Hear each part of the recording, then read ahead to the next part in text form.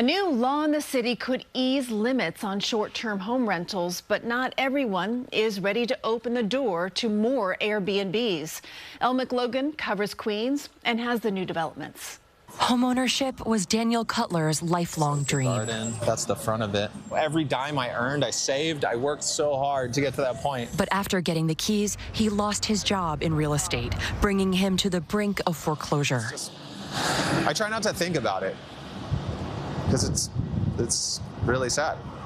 He believes short-term rental through a site like Airbnb could keep him in his home, an arrangement all but banned in New York City since 2023. But it may not stay that way. Intro 1107 seeks to reopen the door to short-term stays in 1- and 2-family homes in the outer boroughs, drawing support from some homeowners groups. Nathan Rotman is with Airbnb. So what we really did was worked with the host community, worked with some members of city council and said, let's come up with a common sense solution that doesn't impact the housing market, that lets regular people short-term rent their properties on an occasional basis in their primary residence. But some advocates say welcoming Airbnb back to New York City could bring devastating consequences. Those are possible tenants who could be evicted if their landlord decides that they would rather try to bring in a short-term rental. Whitney Hu is part of Tenants Not Tourists, a coalition that includes the Legal Aid Society and Make the Road. I think a lot of the folks who make New York City will be displaced out of here.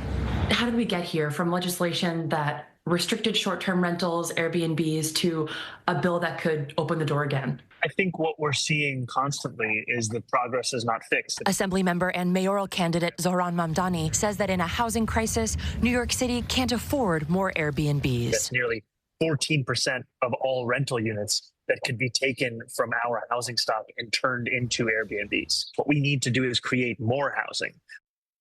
Elle, tell us where this bill stands now.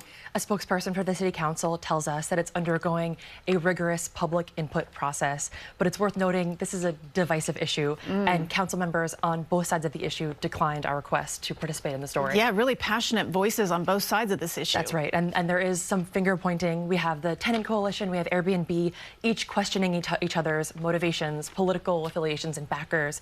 But one thing that the advocates are agreeing on is that we need solutions to this housing crisis. All right, let us know what happens, Elle. Thank you. Thank you. And if you have a story idea for Elle, she lives in Queens and she covers the borough for us, so send her a message by using the QR code there on your screen.